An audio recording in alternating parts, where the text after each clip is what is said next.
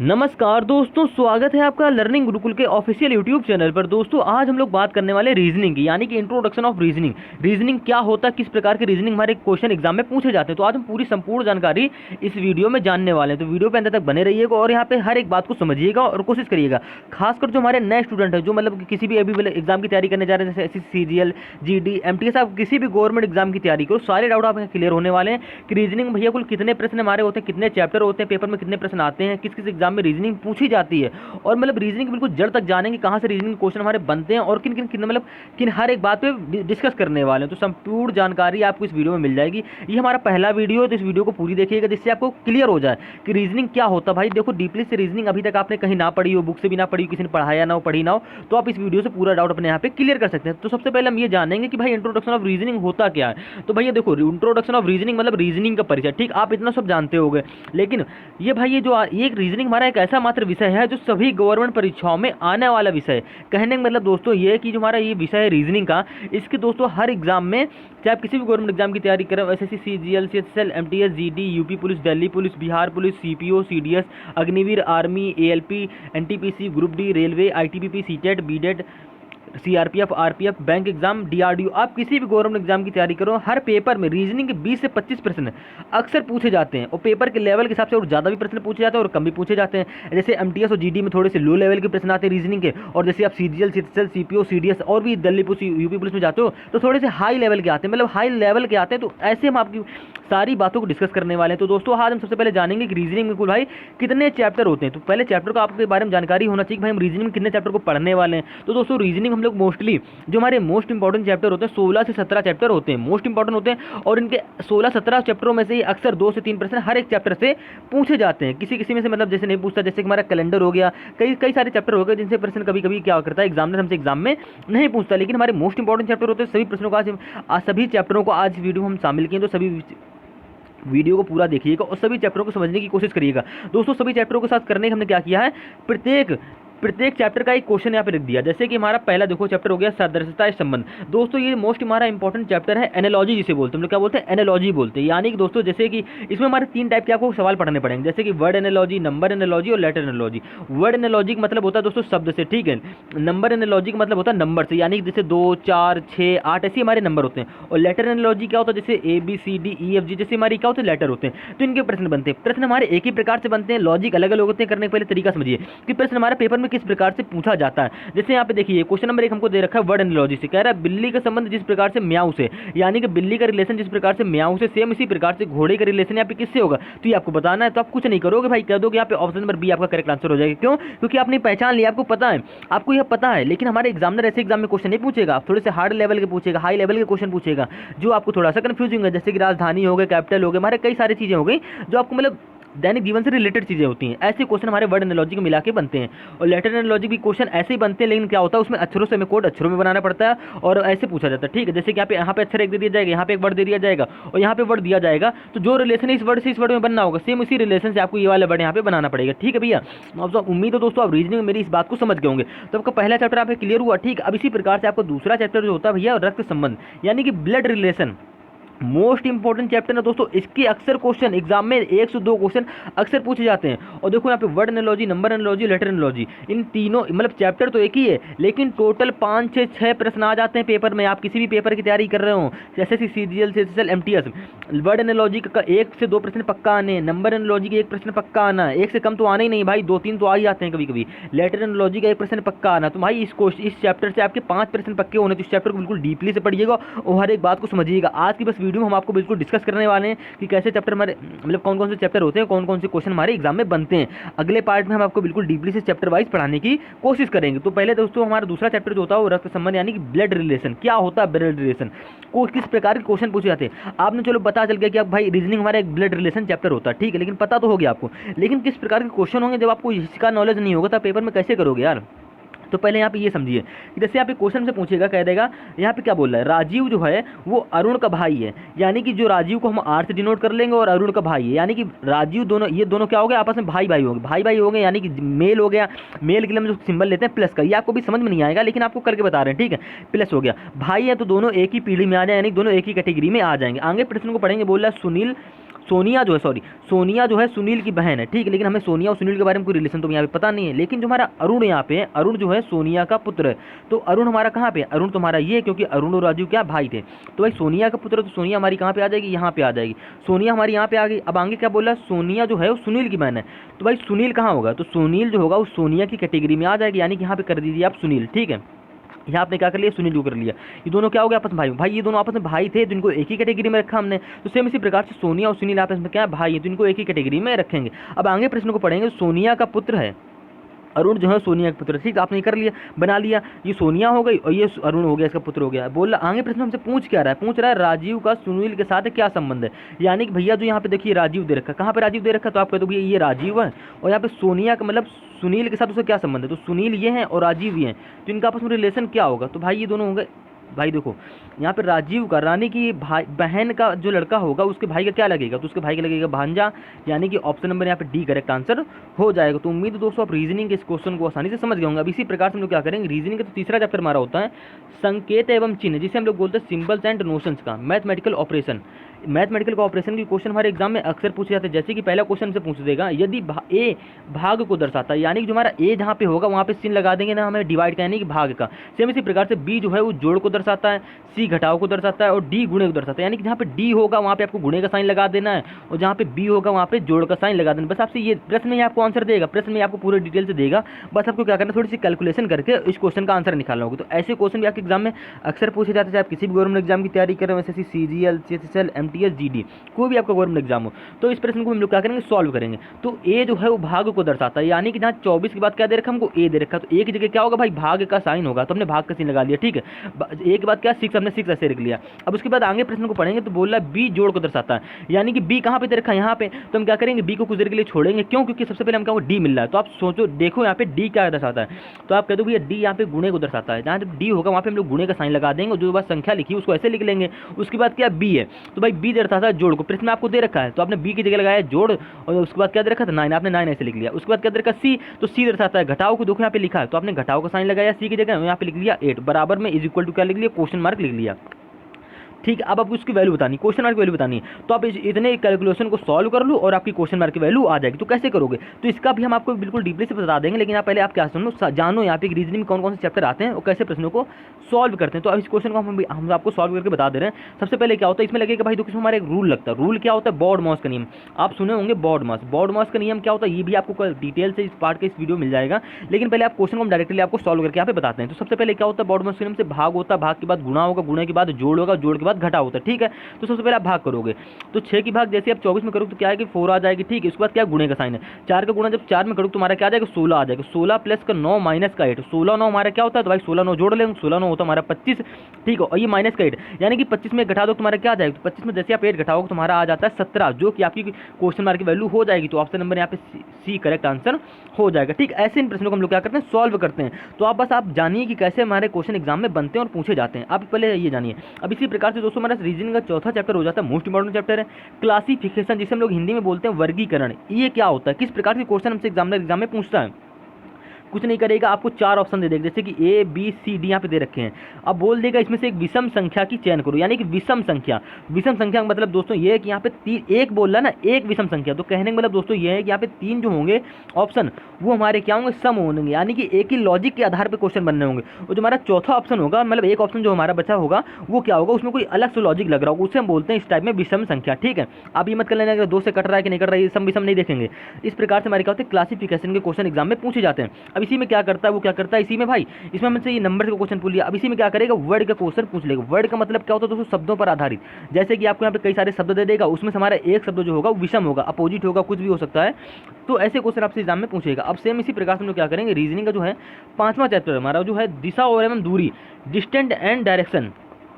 दिशा को हम लोग क्या बोलते हैं भाई, डायरेक्शन बोलते हैं, और दूरी को क्या बोलते हैं, डिस्टेंस बोलते हैं, ठीक। तो मतलब दिशा और दूरी के जो प्रश्न होते हैं अक्सर एग्जाम में पूछे जाते हैं, चाहे किसी भी गवर्नमेंट एग्जाम की तैयारी करो। तो सबसे पहला क्वेश्चन हमारा किस टाइप से, ये जानना जरूरी है कि किस प्रकार से हमारे क्वेश्चन एग्जाम में पूछता है।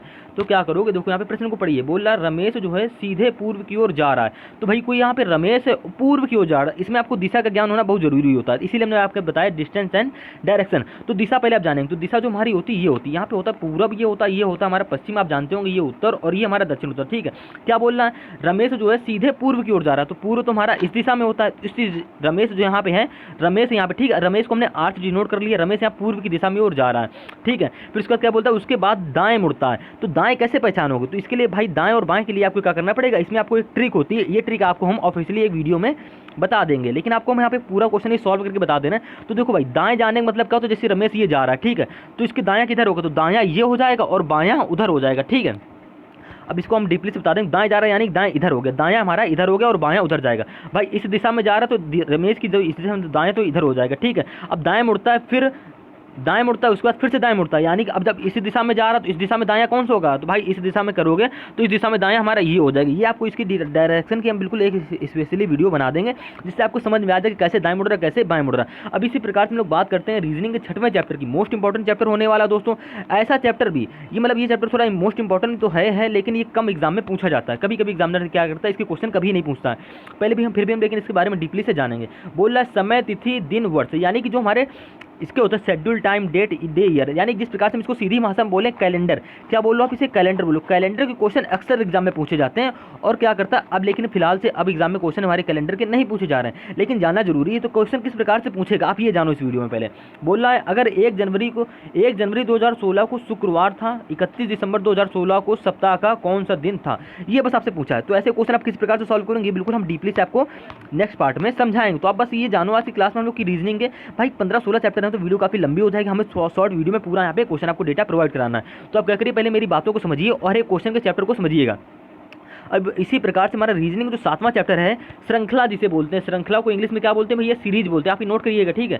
श्रृंखला को इंग्लिश में बोलते हैं सीरीज, यानी कि अब इसमें किस प्रकार के क्वेश्चन पूछे जाते हैं, तो इसमें भी जिस प्रकार से हमने आपको बताया था एनालॉजी एक चैप्टर होता है, एनालॉजी में हमारे 3 प्रकार के क्वेश्चन पूछे गए थे, मतलब 3 प्रकार के चैप्टर आते हैं ना, उसके अंदर 3 प्रकार का वर्गीकरण हुआ था। सेम इसी प्रकार से यहाँ पे श्रृंखला जो सीरीज है, इसमें भी आपसे 3 प्रकार के क्वेश्चन पूछेगा। Number 1 number series, number series को हिंदी में बोलते हैं संख्या श्रृंखला, ठीक है। दूसरे बात हमसे पूछता है लेटर सीरीज, यानी कि अक्षर श्रृंखला। उसके बाद में हमारा अक्षर श्रृंखला का एक टाइप हमारा और होता है ये वाला, ठीक है।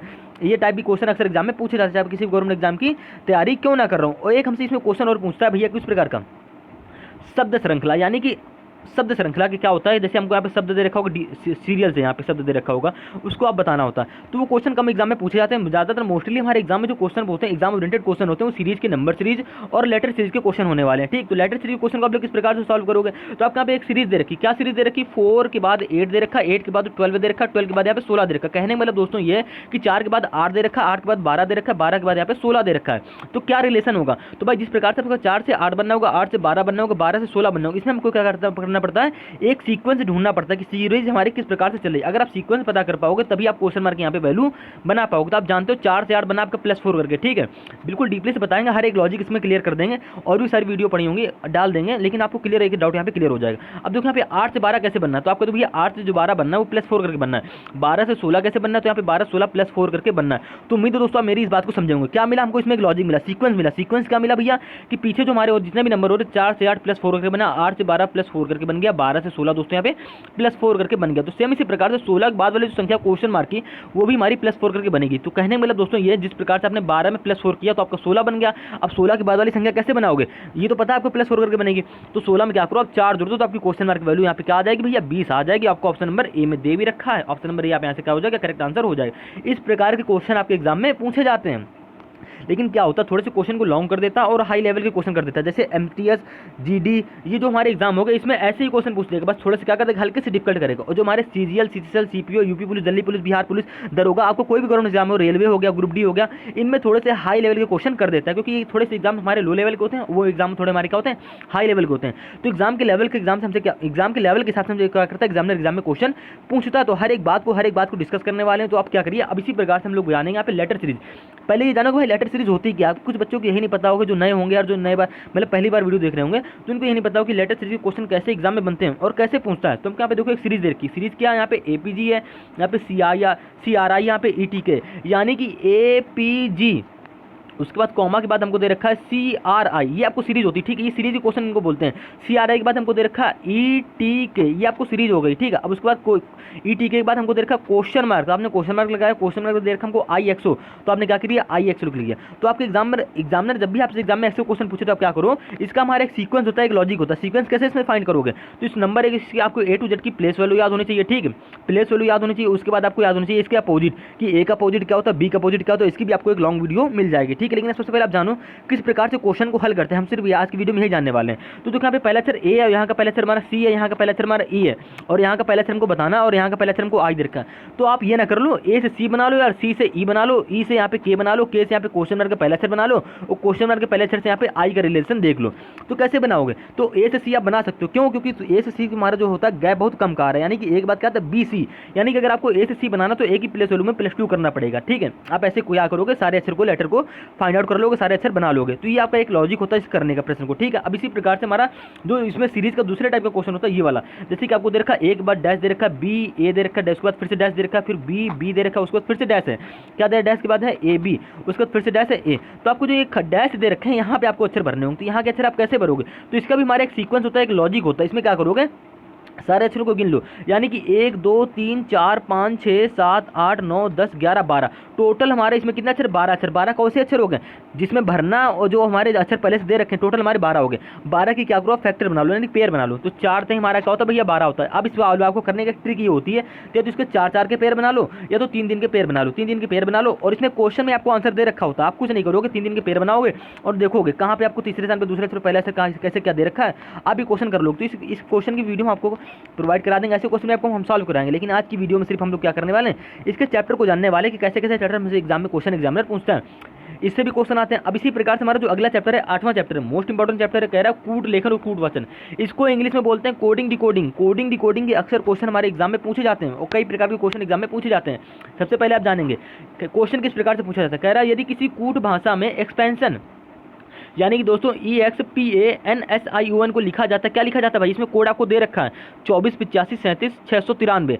तो उसी कूट भाषा में पेंशन, यानी कि PENSION किस प्रकार लिखा जाता है। जब भी एग्जामिनर आपसे एग्जाम में ऐसे क्वेश्चन पूछे तो आप क्या करोगे, क्वेश्चन के टाइप को समझिए। यहाँ पे EXPANSION लिखा जाता है, इसका कोड हमको यहाँ पे ये दे रखा है। तो ठीक, हमसे कोड किसका पूछ रहा है, तो कोड भैया हमसे पूछ रहा है PENSION। तो आपने अगर प्रश्न को ध्यान से देखा हो तो जितने अक्षर को कोड हमसे पूछ रहा है वो सारे अक्षर हमको कहाँ मिल रहे हैं, वो भैया सारे अक्षर हमको मिल रहे हैं यहाँ पे एक्सपेंशन में। यानी कि कुछ नहीं कर रहा है, इनके अक्षरों इस वाले शब्द से कुछ अक्षर निकाल रहा है। अक्षर कौन से निकाले, अक्षर निकाले उसने PENSION, ये अक्षर निकाले। तो इसका कोड क्या होगा, तो इसका कोड आपको इसी प्रश्न से मिल जाएगा। कैसे मिलेगा, इसका कोड होगा यहाँ पे देखो दे रखा है, यहाँ पे P है, तो P देखो यहाँ पे तीसरे स्थान पे, तो यहाँ पे तीसरे स्थान पे कौन सी संख्या 8 है, यानी कि P का कोड यहाँ पे क्या हो जाएगा, 8 हो जाएगा। ठीक है, अब सेम इसी प्रकार से यहाँ पे E है, तो E यहाँ पे पहले स्थान पे है, तो E का कोड यहाँ पे क्या हो जाएगा, 2 हो जाएगा। इसी प्रकार से यहाँ पे देखो N है, तो N यहाँ पे देखो हमारा सबसे लास्ट में, और यहाँ पे सबसे लास्ट में N है, और इसके बाद हमारा 2 2 4 5वें स्थान पे भी N है, यानी कि 5वें स्थान पे सबसे लास्ट में क्या है, N दे रखा है। तो यहाँ पे क्या होगी, 5वें स्थान पे देखिए, यहाँ पे 2 2 4, 5वें स्थान पे यहाँ पे 3 है, और यहाँ पे लास्ट में 3 है, यानी कि 5वें स्थान पे यहाँ पे N था और लास्ट में भी N था। तो यानी कि क्या होगा, N का कोड भैया सेम होगा। तो देखो यहाँ पे भी 3 दे रखा है, यहाँ पे हमको 3 दे रखा है, तो यहाँ पे N का कोड भैया जी क्या हो जाएगा, 3 हो जाएगा। तो 8 2 3 आपको सारे ऑप्शन में मैच कर रहा है। आप सेम इसी प्रकार से S का कोड निकाल लो। तो ऐसे देखो यहाँ पे लास्ट से चौथे स्थान पे है, और यहाँ पे लास्ट से चौथे स्थान पे संख्या है 7, यानी कि यहाँ पे 3 के बाद क्या आ जाएगा, 7 आ जाएगा। तो इस प्रकार से आप क्या करोगे, इस क्वेश्चन का राइट आंसर निकालोगे। लेकिन आपको यहाँ पे पूरा क्वेश्चन हल करके ही बता दे रहे हैं। उसके बाद क्या दे रखा भाई, हमने S तक तो निकाल लिया, S के बाद दे रखा है I के बाद ON। तो I देखो हमारे यहाँ पे लास्ट से तीसरे स्थान पे, लास्ट से तीसरे स्थान पे यहाँ पे क्या है, 6 है, तो आप 6 लिख लोगे। उसके बाद क्या है O, तो O हमारा लास्ट से दूसरे पर, तो यहाँ पे लास्ट से दूसरे पे क्या भैया 9 है। तो ऐसे क्या करोगे, आप निकाल लोगे। ऐसे ही हमारे कोड बनते हैं, कोडिंग क्वेश्चन। ऐसी क्वेश्चन हमसे क्या करता है एग्जामिनर, एग्जाम में पूछता है। तो हमारी संख्या बनी 82 37 69, तो 82 37 69,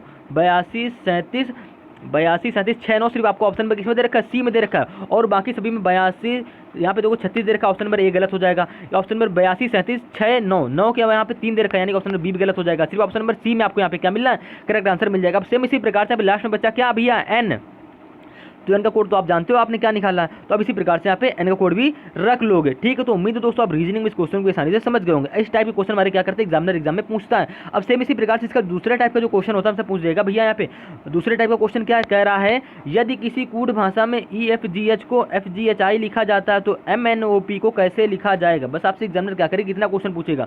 तो भैया आप ये जानो कि EFGH जैसे आपने लेटर एनालॉजी के लेटर सीरीज क्वेश्चन को हल करते हो, सेम उसी भाषा में सेम उसी प्रकार से आप क्या करोगे, इसके प्रकार कोडिंग के भी क्वेश्चन को हल कर लिए जाएंगे। यानी कि कहने मतलब दोस्तों ये है कि आपने लेटर एनालॉजी और लेटर सीरीज में क्या किया था भाई, पहले से तुलना पहले से कर ली थी। यानी कि यहाँ से क्या बना लोगे, ई से एफ बना लोगे, एफ से यहाँ पे जी बना लोगे, एच से यहाँ पे एच बना लोगे, एच से यहाँ पे आई बना लोगे। आपको इसमें प्लेस वैल्यू भी याद करनी पड़ेगी और इसके अपोजिट अक्षर भी याद करने पड़ेंगे। ठीक है, आपको किसी भी प्रकार से आपसे एग्जामिनर क्या करता है, एग्जाम में क्वेश्चन पूछ सकता है कि अब देखो ई से क्या हो रहा है, एफ हो रहा है, तो ई से आप एफ बना सकते हो। कैसे बना सकते हो, क्या जानते हो, ई के बाद क्या आता है भैया एफ आता है, यानी कि ई से क्या बनना है, +1 करके बनना है। यहाँ पे क्या एफ है दूसरा अक्षर, यहाँ पे दूसरा अक्षर हमारा जी है।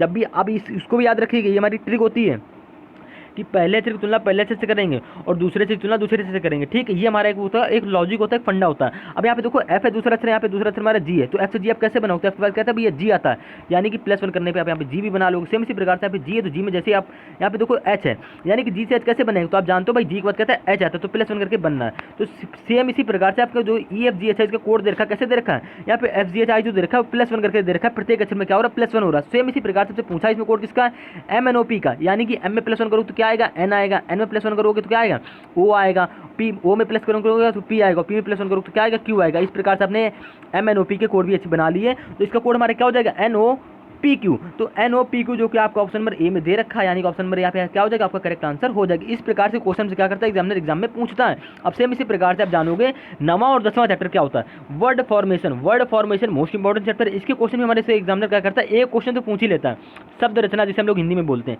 किस प्रकार का क्वेश्चन पूछता है आप ये जानिए। इसमें बोल रहा है यहाँ पे एक आपको वर्ड दे रखेगा, यहाँ पे वेंचर, इसके क्या करता है वेंचर, यानी कि VENTURE, ये आपको एक वर्ड दे रखा, आप पूछ देगा इसमें हमारे कौन से जो 4 ऑप्शन दे रखे हैं कौन सा एक ऑप्शन यहाँ पे बनना होगा, तो ऑप्शन आपका यहाँ से बताना है। ठीक है, तो आपका ऑप्शन नंबर यहाँ पे डी करेक्ट हो जाएगा। क्यों, क्योंकि यहाँ पे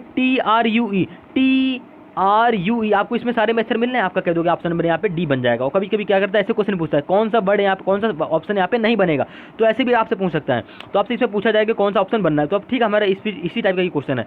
अब देखो यहाँ पे ऑप्शन नंबर CBA नहीं बनेगा, क्यों, क्योंकि देखो यहाँ पे क्या आ रहा है भैया RENT, तो यहाँ पे RENT, यार इसमें ये क्वेश्चन होगा भाई, देखो ये इसमें हमारे इस टाइप का क्वेश्चन पूछा जा रहा है कौन सा वर्ड नहीं बनेगा। अब देखो कैसे निकालोगे, तो ऑप्शन नंबर बी यहाँ पे नहीं बनेगा। क्यों नहीं बनेगा, क्योंकि यहाँ पे L दे रखा, हमको वेंचर में कहीं भी L दे नहीं रखा है, तो ऑप्शन नंबर यहाँ पे क्या होगा, बी नहीं बनेगा। और ACD क्यों बनना है, क्योंकि यहाँ पे TRUE है, तो TRUE आपको ऑप्शन नंबर इसमें वर्ड में मिल गया। सेम इसी प्रकार से यहाँ पे RENT है, तो आपको R भी मिल रहा है, E भी मिल रहा है, N भी मिल रहा है, T भी मिल रहा है, तो आपका रेंट भी बन जाएगा। इसी प्रकार से आपका ऑप्शन नंबर C भी बन जाएगा। तो यहाँ पे सिर्फ ऑप्शन नंबर आपका बी नहीं बनेगा। क्यों नहीं बनेगा, क्योंकि यहाँ पे रेलेट दे रखा है, यानी कि L दे रखा है इसमें ऑप्शन में, हमको L तो कहीं वेंचर में दे नहीं रखा। तो उम्मीद है दोस्तों आप रीजनिंग इस क्वेश्चन को, इस बात को समझ गए होंगे। अब इसी प्रकार से हम जो दूसरा क्वेश्चन जो पूछता है 10वां क्वेश्चन जो होता है क्या, मतलब 10वां चैप्टर क्या होता है, पदानुक्रम या व्यवस्थीकरण, रैंकिंग अरेंजमेंट। इसमें क्या करता है भाई दोस्तों, इस प्रकार से आपसे क्वेश्चन पूछेगा कि ए इधर बैठा है, बी उधर बैठा है, सर्कल है, मतलब ऐसे पूछ लेगा। ठीक है, और बात दूसरे टाइप का जो क्वेश्चन होता है पूछता है ए बी से छोटा है लेकिन सी से लंबा है, डी ए से छोटा है लेकिन सी से लंबा है, और ई बी से छोटा है लेकिन ए से लंबा है, और सबसे छोटा व्यक्ति कौन है। तो ऐसे क्वेश्चन आपके SSC CGL MTS GD railway, आप किसी भी गवर्नमेंट एग्जाम की तैयारी करो, सभी परीक्षाओं में पूछे जाते हैं। और आपको 4 ऑप्शन दे देगा और आपसे प्रश्न पूछ के आ रहा है सबसे छोटा व्यक्ति कौन है, तो ये आपको यहाँ पे बताना होगा। ठीक है, अगर हम इस क्वेश्चन को सॉल्व करेंगे तो वीडियो थोड़ी काफी लंबी हो जाएगी। क्या करेंगे, इसको हम अगले पार्ट में समझा देंगे, बिल्कुल डीपली से, बिल्कुल बेसिक से। जितने भी प्रश्न वीडियो में शामिल किए हम उदाहरण के रूप में सारे प्रश्नों को एक पार्ट में करवा देंगे, बिल्कुल कंप्लाइज करके। अब इसी प्रकार से आप जानो कि रीजनिंग का 11वां चैप्टर क्या होता है भाई, missing number. Most important chapter होता है मिसिंग नंबर, जिसे हम लोग हिंदी में बोलते हैं लुप्त संख्या। ऐसे चैप्टर जो होते हैं हमारे, मतलब ऐसे चैप्टर क्वेश्चन हमारे एग्जाम में अक्सर पूछे जाते हैं। अब इसमें करता क्या है, ये तुम्हारा क्या होगा, मिसिंग नंबर, यानी कि संख्या से हो गया।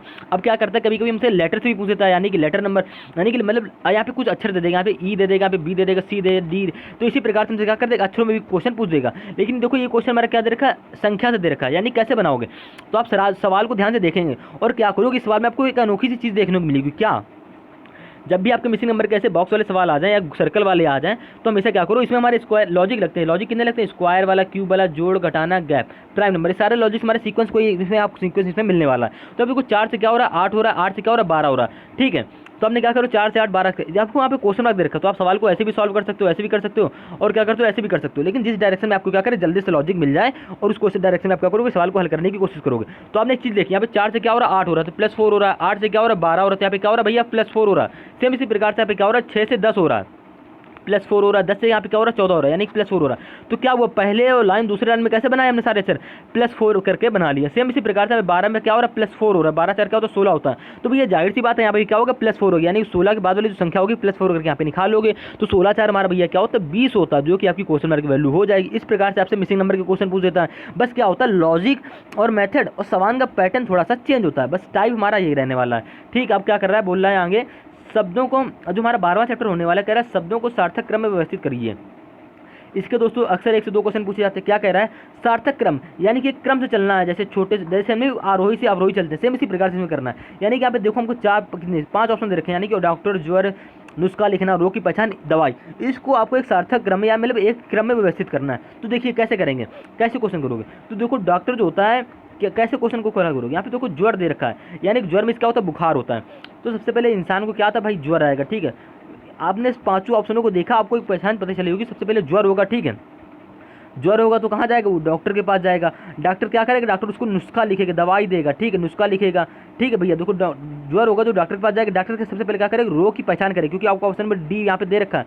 तो डॉक्टर के बाद क्या होगा रोग की पहचान करेगा, उसके बाद क्या है रोग की पहचान कर भाई तभी तो यहाँ पे नुस्खा लिखेगा, ठीक है। और नुस्खा लिखने के बाद क्या करेगा दवाई लिखेगा, उसके बाद वो दवाई लेने जाएगा। तो ऐसे हमारे क्या करते हैं वर्ड सार्थक क्रम के क्वेश्चन से एग्जाम में पूछे जाते हैं। तो कुछ नहीं करना है आपको, बस व्यवस्थित करना है। अब इसी प्रकार से दोस्तों जो हमारा 13वां 14वां 15 16 17वां इस चैप्टर भी ये हमारे मोस्ट इंपॉर्टेंट चैप्टर होते हैं घन और पासा। घन और पासा की क्यूब मतलब क्यूब जो हमारा जिसे इंग्लिश में हम लोग बोलते हैं क्यूब और एंड डाइस, इसके क्वेश्चन भी हमारे एग्जाम में अक्सर पूछे जाते हैं। 1 से 2 क्वेश्चन अक्सर आते हैं। क्या कर देगा जैसे यहाँ पे पासी की आकृतियाँ हमको दे दी जाएंगी इधर इधर, तीसरी आकृति में पूछेगा 2 के विपरीत अक्षर कौन सा। तो ऐसे टाइप के क्वेश्चन आपके क्या करता है एग्जाम में पूछता है। अब सेम इसी प्रकार से दोस्तों हमारा 14वां चैप्टर जो होता है वेन आरेख, यानी कि वेन डायग्राम।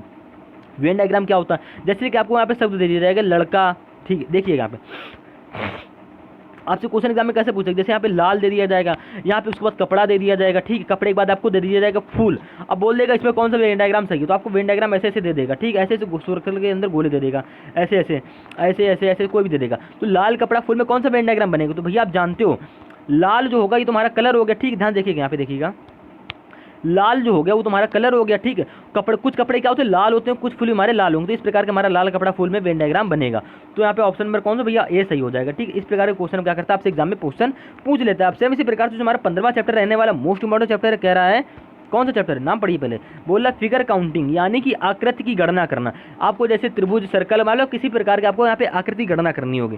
जैसे आप त्रिभुज दे रखा है, आप बोल देगा इस आकृति में कितने त्रिभुज हैं, तो कैसे बताओगे। इसका हमारे इसकी भी हमारी ट्रिक होती है, इसमें कई सारे हमारे टाइप्स बनते हैं, कई सारे क्वेश्चन बनते हैं और अलग अलग प्रकार से एग्जामिनर पूछता है। जरूरी नहीं त्रिभुज के क्वेश्चन पूछे, आकृति गणना का मतलब उसमें आयत वर्ग चतुर्भुज मतलब किसी भी प्रकार का आपसे क्वेश्चन पूछ सकता है। तो सबसे पहले हमने आपको उदाहरण के लिए हमें बताया त्रिभुज। अब इस आकृति में त्रिभुज कैसे निकालो, तो जब भी आपको ऐसी आकृति मिल जाए, किस प्रकार की ऐसी त्रिभुजाकार आकृति मिल जाए, उसमें क्या करोगे वो सीधी सीधी लाइनें ऐसे पड़ी हो, सीधी सीधी लाइनें पड़ी हो, तो क्या करोगे आप नंबरिंग कर लो, यानी कि 1 नंबर यहाँ पे 2 नंबर यहाँ पे 3 नंबर, जितने खाने हो उतने नंबर दे दोगे और इनको आपस में जोड़ लो। 3 2 5 1 6 हो गए, तो यानी कि आकृति में हमारे 6 त्रिभुज हो जाएंगे। इसमें कितने त्रिभुज होंगे, यहाँ पे 1 नंबर दोगे, यहाँ पे 2 नंबर दोगे। उसके बाद नंबर डालने की संख्या हो तो ऑप्शन मतलब कहीं ऑप्शन तो है नहीं, तो क्या करूँ, हमारी ट्रिक क्या थी, इनको जोड़ दो। जब भी आपकी आकृति इस प्रकार से हो तो इनको जोड़ देंगे, 2 1 3 हो गया हमारा, यानी कि इस आकृति में हमारे 3 त्रिभुज होंगे, इसमें हमारे क्या होंगे 6 त्रिभुज होंगे। तो उम्मीद है दोस्तों अब रीजनिंग में मेरी इस बात को समझ गए होंगे। अब इसी प्रकार से हमारा 16वां चैप्टर है, 16वां चैप्टर किस प्रकार से रहेगा, बोल रहा है क्या बोल रहा है, वाटर एंड मिरर इमेजेस, जल और दर्पण प्रतिबिंब। जैसे कि यहाँ पे आपको संख्या दे देगी 4 6 8 10 और आप यहाँ पे एक दर्पण का जिक्र कर दिया जाएगा उत्तल या अवतल में। तो आपको पहले उत्तल और अवतल के बारे में डीपली से पता होना चाहिए, इसको भी हम आपको नेक्स्ट पार्ट में बिल्कुल डीपली से समझा देंगे। अब बोल देंगे यहाँ पे दर्पण उत्तल लगा है, उत्तल दर्पण लगा है, ठीक। उत्तल दर्पण लगा है तो उत्तल दर्पण में क्या होता है, प्रतिबिंब हमारा किस प्रकार से बनता है, मतलब जो 4 होगा ऐसे बनेगा या फिर ऐसे बनेगा, मतलब सारे कई सारे हमारे फंडे होते हैं। ऐसे हमसे क्या करता है आकृति मतलब जल और दर्पण के प्रतिबिंब के क्वेश्चन पूछ लेता है, ठीक है, एग्जाम में। और इसी प्रकार से हमारा लास्ट चैप्टर है 17वां चैप्टर है। 17वां चैप्टर जो होता है पेपर कटिंग जिसे बोलते हैं हम लोग, पेपर कटिंग और फोल्डिंग। यानी जैसे हमको पेपर नहीं बॉक्स में आकृति ऐसे ऐसे आकृति रखती तो अगले बॉक्स में कैसी आकृति होगी, इस टाइप के क्वेश्चन से क्या करता है एग्जामिनर एग्जाम में पूछ लेता है। तो दोस्तों हमने इस पार्ट में आपको सभी रीजनिंग के सभी क्वेश्चन बता दिए, सभी चैप्टर बता दिए, सभी चैप्टर के बारे में डिस्कस कर दिए जो आपके एग्जाम ओरिएंटेड सभी चैप्टर इंपॉर्टेंट होने वाले हैं। दोस्तों जो हमने टोटल इस आज की वीडियो में 17 चैप्टर के बारे में बात की है जो हमारे एग्जाम ओरिएंटेड चैप्टर हैं और हर एक परीक्षा में पूछे जाते हैं। मान लीजिए पेपर फोल्डिंग किसी एग्जाम में मतलब 17 चैप्टर में 17 में से हमारे रीजनिंग क्वेश्चन कितने आते हैं, 25 से 30 क्वेश्चन आते हैं एग्जाम के हिसाब से बता रहे हैं, ठीक है, और भी ज़्यादा आते हैं, लेकिन 25 से 3 क्वेश्चन का मतलब है दोस्तों 17 अगर 17-18 चैप्टर हैं, एक दो चैप्टर और मान लीजिए एक्स्ट्रा मान लीजिए 17-18 चैप्टर में से 25-30 क्वेश्चन तो आसानी से बना सकता है ना, क्योंकि एग्जामिनर हमसे एक ही चैप्टर के सारे क्वेश्चन नहीं पूछता है, एक चैप्टर से 2-3 क्वेश्चन पूछ लेता है। बस कम इसलिए हो जाते हैं क्योंकि देखिए जैसे कि यहाँ पे हमने आपको लेटर सीरीज बताया, तो लेटर सीरीज में हमारे क्या होंगे, नंबर सीरीज और लेटर सीरीज। देखिएगा ध्यान से, यहाँ पे जो नंबर सीरीज हो गया हमारा, नंबर सीरीज हो गया और लेटर सीरीज हो गया, लेटर सीरीज की टाइप, इन तीनों क्वेश्चन तो आपके पक्का एग्जामिनर एग्जाम में पूछ चला रहता है, ठीक है। इसी प्रकार जो हमने आपको पहला बताया था एनालॉजी वाला, वर्ड एनालॉजी से एक क्वेश्चन आना है, नंबर एनालॉजी से 1-2 क्वेश्चन आने और लेटर एनालॉजी से एक क्वेश्चन आना है, ब्लड रिलेशन के 1 से 2 क्वेश्चन आने। तो इस प्रकार से हमारे 25-30 क्वेश्चन इन्हीं चैप्टरों से बनाएगा। तो हमने आपको सारा इस वीडियो में डिटेल से बता रखा है। क्या बताया है कि कितने चैप्टर होते हैं, कैसे क्वेश्चन एग्जामिनर हमसे क्वेश्चन पूछता है, कहाँ का रीजनिंग के ऐसे क्वेश्चन हमारे पूछे जाते हैं, तो सारी डिटेल्स आपको वीडियो बता रखी है। तो आप किसी भी गवर्नमेंट एग्जाम की तैयारी करो, ऐसे CGL, CCSL, MTS, GD, UP police, Delhi police, UP police, Bihar police, CPO, CDS, Agniveer, army, ALP, NTPC, group D, railway, ITBP, CTET, BTET, CRPF, RPF, bank exam, DRDO, आप कोई सी भी गवर्नमेंट एग्जाम की तैयारी करो, सभी परीक्षाओं में रीजनिंग के आपको ऐसी प्रश्न देखने को मिलेंगे। तो उम्मीद है दोस्तों आप रीजनिंग मेरी सभी बातों को समझ गए होंगे, सभी चैप्टर को भी देखा होगा और वीडियो को पूरी देखने की कोशिश करिएगा। हर एक यहाँ पे जो जितना भी है उसको नोट बना के नोट कर लीजिएगा, क्योंकि ऐसा हो तो आपको कोई भी बिल्कुल डीपली से नहीं पढ़ाने वाले, क्योंकि हमने यहाँ पे सारे चैप्टर को और सारे चैप्टर के क्वेश्चन यहाँ पे डिस्कस कर दिए हैं कि किस किस टाइप के क्वेश्चन हमसे क्या करता है एग्जामिनर एग्जाम में पूछ लेता है। तो ये वीडियो आपके लिए बहुत इंपॉर्टेंट होने वाली, जिसमें नए स्टूडेंट होंगे वो इस वीडियो को जरूर देखें, क्योंकि भाई नए विद्यार्थियों के लिए यार बिल्कुल जो मतलब 12th के बाद जो सरकारी नौकरी की तैयारी करने वाले हैं उनके लिए वीडियो बहुत ही हेल्पफुल होने वाली है। और जो मतलब जानते हो जो नहीं जानते हो सभी क्या करेंगे, रीजनिंग इस वीडियो को पूरी देखेंगे तो संपूर्ण जानकारी आपको इसी वीडियो में मिल जाएगी। इसी प्रकार से हम दोस्तों रीजनिंग का पर डे का पार्ट अपलोड करेंगे। तो ये हमारा पार्ट नंबर 1 था जिसमें हमने कहा जाना रीजनिंग का परिचय जाना। अब इसी प्रकार से आपका पार्ट नंबर 2 आएगा। पार्ट नंबर 2 में दोस्तों जितने भी हमने पार्ट नंबर 1 में क्वेश्चन शामिल किए हैं वो सारे क्या होंगे, पार्ट नंबर 2 में होंगे। तो उम्मीद है दोस्तों आप रीजनिंग में मेरी इस बात को समझ गए होंगे और वीडियो को पूरा देखिएगा और हर एक बात को नोट कर लीजिएगा। उम्मीद है दोस्तों हमने आपको डाउट करने वाला कोई भी यहाँ पे ऑप्शन नहीं छोड़ा होगा। तो सारे आपकी बातें यहाँ पे क्लियर हो गई होंगी। मिलते हैं रीजनिंग के नेक्स्ट पार्ट में।